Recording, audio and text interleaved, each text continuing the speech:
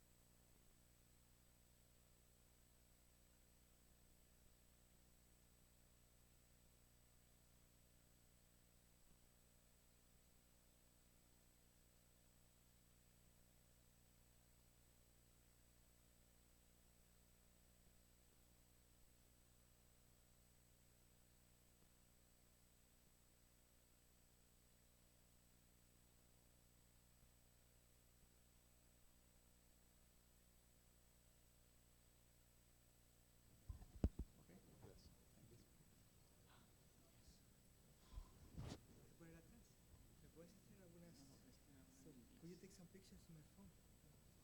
Yes, sure. Yeah, if it blocks, the password is 0000. Okay. And the camera is in the front. Okay. Good. So you could take some pictures. You could take the pictures of Yes, yes. people in front, and it looks like straight fire angle. Yeah, from there. Yeah, whatever you see. Yeah.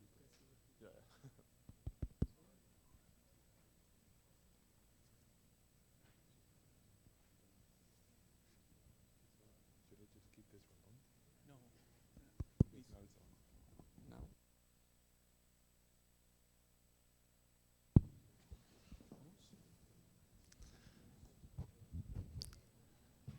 Welcome back, everybody. ¿El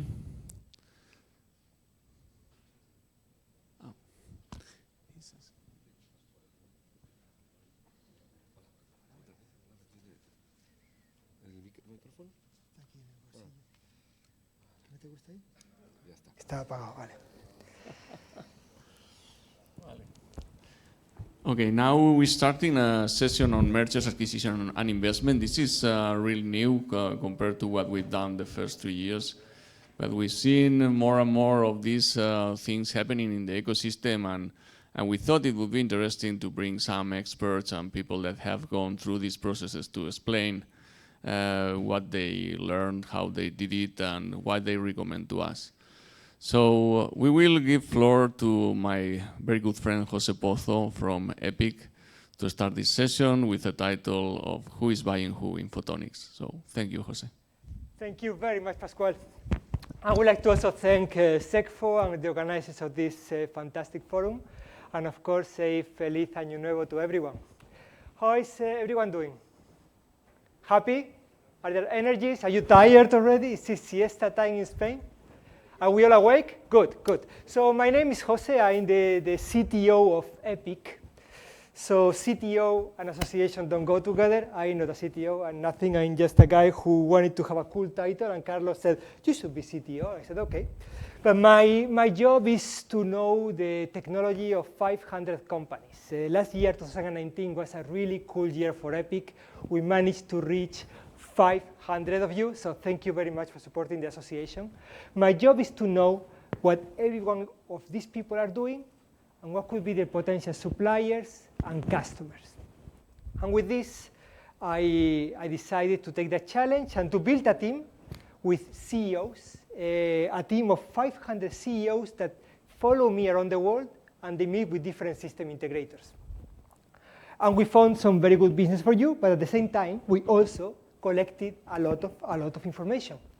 So first of all, what I did was to hire a team of PhDs. Actually, when we finished this month of January, Epic, we have 14 employees, have grown a lot. And this team of CEOs, this team of PhDs, have studied every Epic member separately, understand with your position in the supply chain, and also your main markets.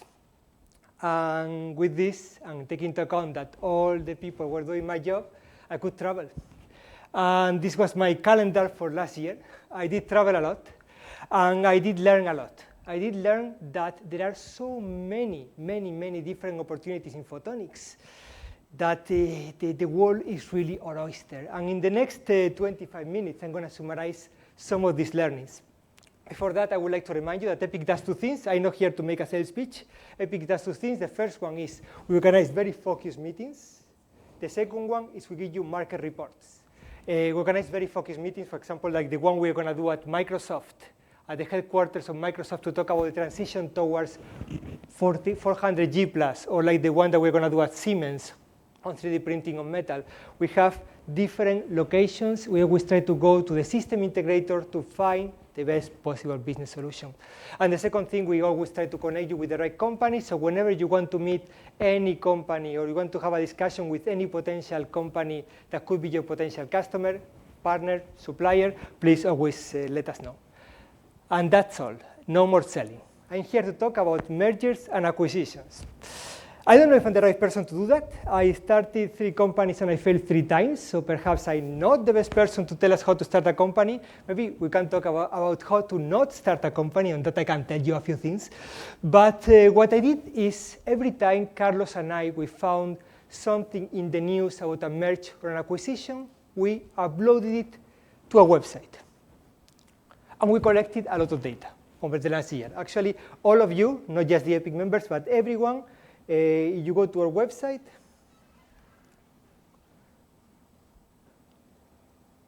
If you go to our website, we have there a link to a Google Excel, and there you have all the data that we have collected, all the different acquisitions that we have been aware of. Of course, with a disclaimer that this list is not exhausted, and if you have comments, you can always let me know, and I will be happy to add them.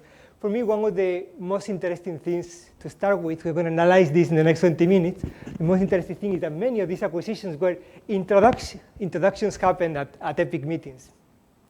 But in addition, we also have not only the acquisitions, but also a long list of different investments that happened at Epic. Different investments from different companies and capitals that happened also within the Epic members and the different VCs and investors that we have in our network. Before we go into the hot thing, one thing I would like to tell you now that this is only for the members, but many times one thing that you can use to find who could be your potential stakeholders is a tool called Amiplexus that all of you have access to. Who has used in the past the tool Amiplexus? Only one person in the room, so I'm going to dedicate 20 seconds with the permission of the chairman to tell you how to use it. Very simple. So basically, you go to the website of Amiplexus, which link you can find in the website of Epic, and then you tell us any kind of topic that you think you could be interested in. I selected here LiDAR because I'm going to talk a lot about this. And then you can talk, for example, about photonic integrated circuits, because it's the topic of this event. You search, and I did the search for just because it takes a couple of minutes, and then you can actually plot the different companies in the world that are involved in research projects. And even more than that, you can actually plot their network. So basically, you can see which company is active with which partners in different projects, which companies are nodes, which means that which ones are actually working with different groups. And most important, you can actually even separating into either universities, R&D centers, or industrial partners, and select which companies are actually more active in different, for example, LiDAR projects. I put LiDAR, but I could have put quantum, I could have put face recognition, 3D printing, anything that has to do with photonics. This tool is for you. We paid a license for all of you, so you don't have to worry. Just let me know. You don't have any problems to use it, just let me know how to use it. And we continue with the presentation.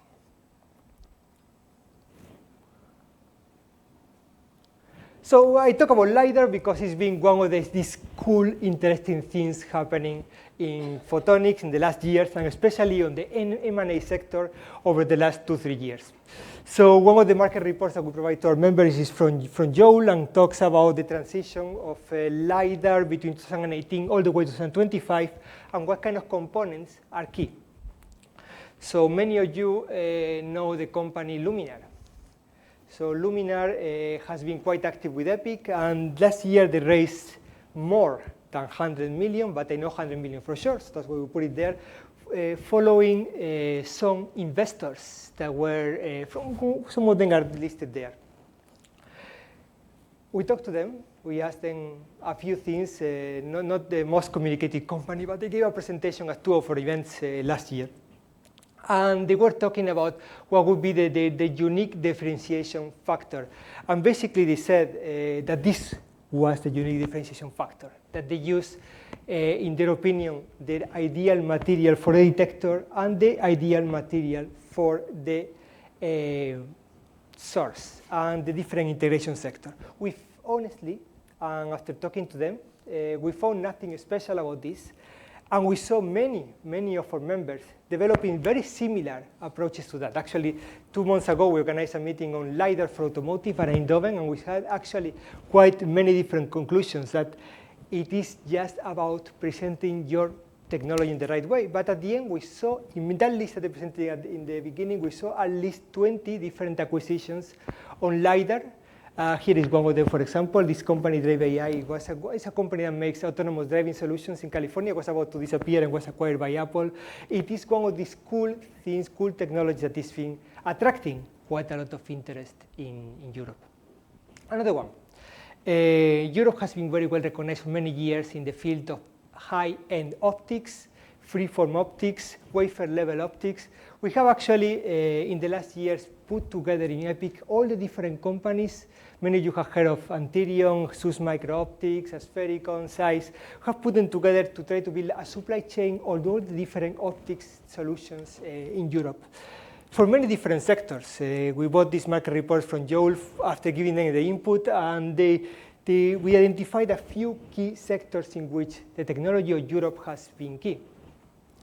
But then we looked about what acquisitions were made last year, and we did realize that most of the companies that were acquired or were getting investment were mainly in the sector of augmented and virtual reality.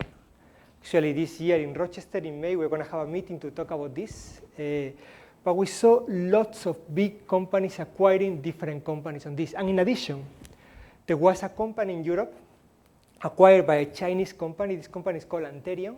Antirion makes different micro-optics replication tools. We actually have a slide of what they do. They make different optics based on glass and ceramics and processing and actually assembly, the whole solution into one. We have lots of companies like Antirion in Europe right now leading this field. And that's one of the things that we're actually quite worried about. Europe has been leading the low-cost manufacturing of micro-optics based on replication, based on roll-to-roll, roll-to-sheet, and the nanoimprint lithography. And we really have to keep this, at least for now. But we have seen that this is getting the interest also from Chinese companies. Another sector is actually getting a lot of interest, is the sector of medical devices. As of January 1st, the European Commission is funding a pilot line for manufacturing medical devices based on new photonic approaches, photonic integrated circuits being one of them. And what we have seen is in the last half a decade, we have seen lots of new medical devices reaching not the market, because the market you consider after you go to FDA approval, but reaching the beyond prototype stage. And we have realized that there is a set of new technologies, new components that need to be reduced in size, reduced in price, and perhaps also be used with photonic integrated circuits. And last year there were quite a lot of acquisitions. When you go through this list, there were quite a lot of acquisitions on new photodetectors for the medical sector, and as well new gyroscope solutions. If we go through the list, we will find the numbers as well. Photonic integrated circuits. I'm quite agnostic on the platform. I'm not going to talk too much about indium phosphide or silicon photonics, so I actually will intermix these terms as much as possible, but next year is going to be so cool. Why? There are not many silicon photonics manufacturers here, so I feel quite comfortable with this statement. We have been working on the 100G node for many years. We have seen companies like Sequoia, like Effect Photonics, developing fantastic transceiver solutions for all the way to 100G and also even 400G. EPIC is working heavily with the 802.3, IEEE 802.3 standardization activity. And we are working towards the roadmap to go beyond 400G. 800G and 800G plus. This is the hot topic for the event at Microsoft. What we have realized actually is that 100G, multiplexing 100G channels is no longer the answer. So next year, there's going to be quite a big fight on which platform is the suitable one to make 200 gigabaud channels. Let's talk about gigahertz, 70 gigahertz modulators. In silicon photonics, 70 gigahertz modulators, so far, we have seen something with plasmonics. So you see a company called Polariton in Switzerland, have a good eye on them. These guys are attracting a lot of interest. Also, Nokia Bell Labs is doing something on making 70 gigahertz modulator with silicon photonics. We have seen indium phosphide technology that can actually reach that speeds. And we see also the polymer platform, companies like Lightwave Logic in California, also the companies in Europe trying to simulate that. There is a need to make those modulators. And that need has been seen by top companies, the top 5 system integrators in Datacom Telecom. And they are, if you had to choose a topic in which to invest, this could be one that we actually seen. There is a big trend on that. When we look at the market, look at the current market for silicon photonics, this market report is 1 year and 2 months old, didn't change much. It still looks like this, still looks like as sad as this. We believe that with this new introduction, or this challenge for the 70 gigahertz modulator, for a 200 gigabaud channel multiplexing, this is going to change completely. And it's going to be one of the most exciting things happening. When we saw last year the kind of acquisitions, the kind of investment raised in this market, there's at least 30 of those, but I selected a few just to give you an idea. We saw quite a lot of money raised by Source Photonics for the new fab on indium phosphide. We saw quite a lot of money on Rockley Photonics, basically because they want to open a new activity in the UK. And we also saw quite a lot of money for the company Aeponics, who want to make transceivers for Acacia in the coherent sector. There's a lot more than that. There is a lot of acquisitions made on this particular sector. So when we talk about new application of photonic integrated circuits, Datacom Telecom is still going to be the leading one, especially when it comes to this channel. And of course, the big one, this one that everybody was talking about, and that actually was the beginning and the end of many things. But this acquisition requires a whole presentation by itself. Another one, perhaps the one that many people are thinking about, quantum technologies. I I think wherever you go, you're going to hear a different definition of what quantum technologies are.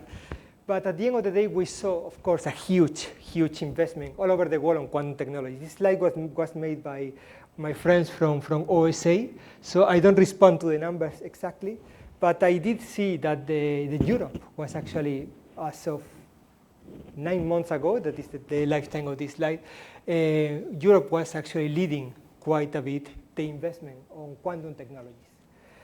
So when we talk to the EPIC members, industrial partners of quantum technologies, we had to actually translate a little bit. What are we doing with quantum technologies? We're actually studying every particle of photons on atoms individually. And we talk about the different applications that could be key for quantum, and we talk about security, communications. Well, we know this very well.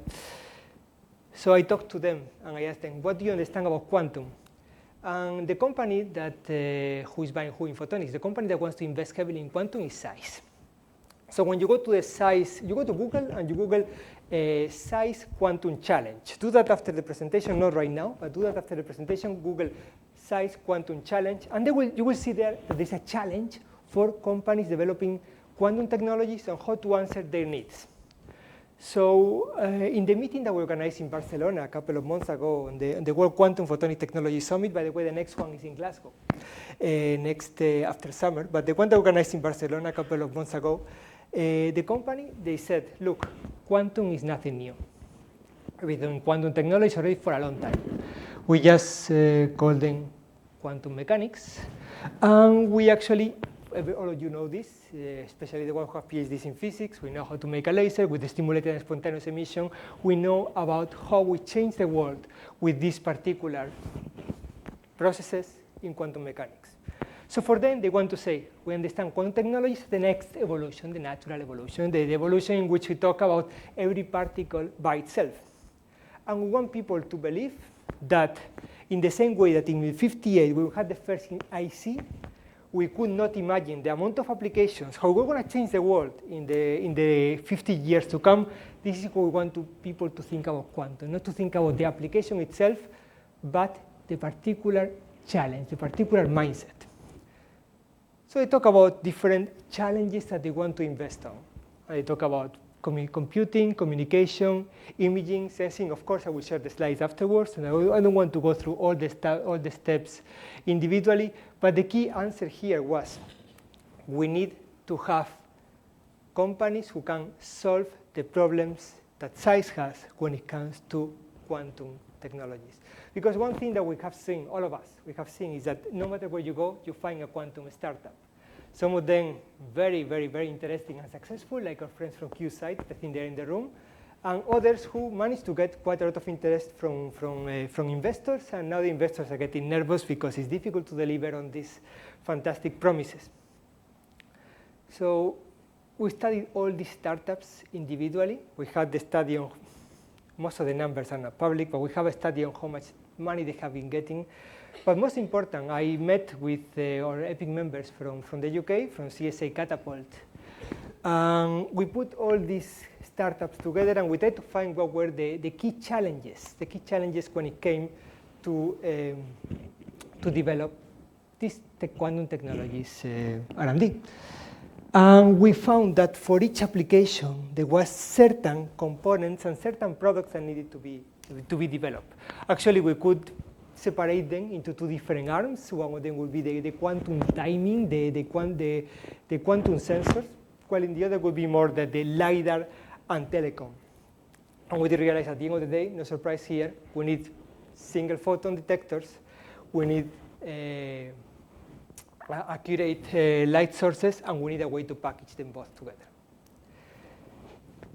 So what I think when it comes to merchant acquisitions, the key success stories here? Well, one of them was last year we saw a big investment on ID Quantique from SK Telecom, quite a big investment on their approach, not only on developing tools for the R&D, but on being able to connect with the quantum network, with the quantum telecom sector. Actually, it is by the end of this year, we're going to have already, together with Toshiba and IDQ, first demonstrator of quantum key distribution on fiber in Europe. We already had one in China last year. We're going to have one in Europe that is working on that in the UK.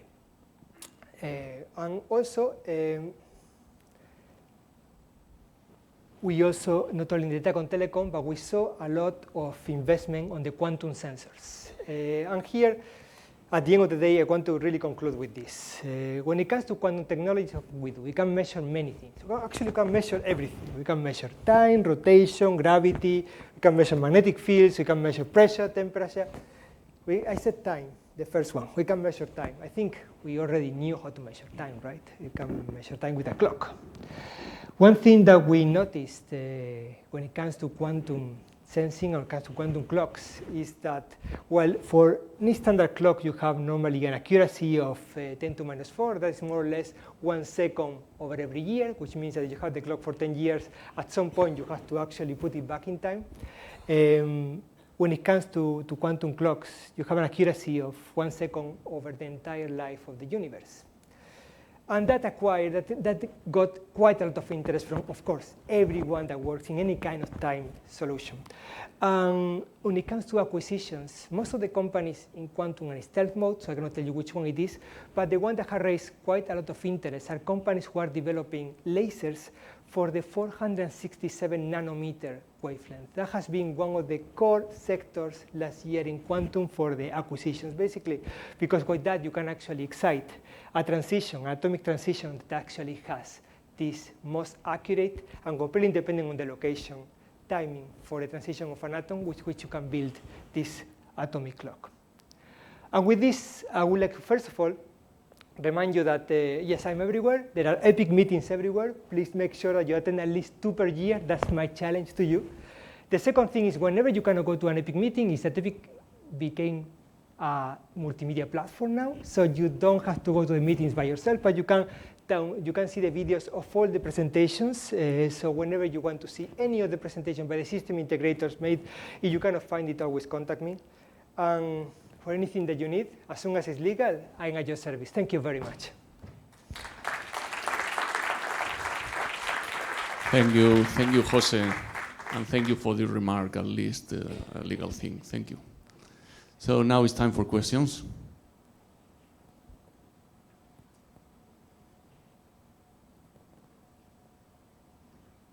No questions. Jose, I mean, one of the things that I'm wondering is, I mean, from the many companies that are being acquired, what are the biggest buyers outside Europe?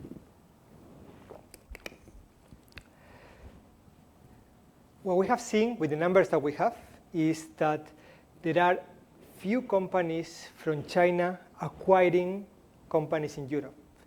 There is a myth that lots of Chinese money is coming to Europe, but we didn't see it with the numbers. There's been investment through VCs that some of them have Chinese capital, but not really big M&As. I mentioned the one from Antireum, but it's not a trend, it's just one exception. When it comes to the US, most of the numbers that we have on acquisitions are from US companies to US companies. Very few money last year, 2019. In the 2018 was different. We saw few companies from US acquiring European companies. What we do have seen, and that we are very happy with, is companies from one country in Europe investing in a different country in Europe. Many companies from the Netherlands investing in companies in Germany, for example, or companies from Switzerland who are receiving investment from companies around the world, around Europe as well. So on that, we have realized that Europe is becoming a unity, and EPIC cannot be happier. And concerning the financial volume, is there a difference between the different regions? Of course, yes. When you come to between different regions, if we talk about the money invested, Switzerland has gotten quite a lot of money because basically things are expensive in Switzerland, and also because the companies in Germany are investing heavily on many Swiss companies that are unique.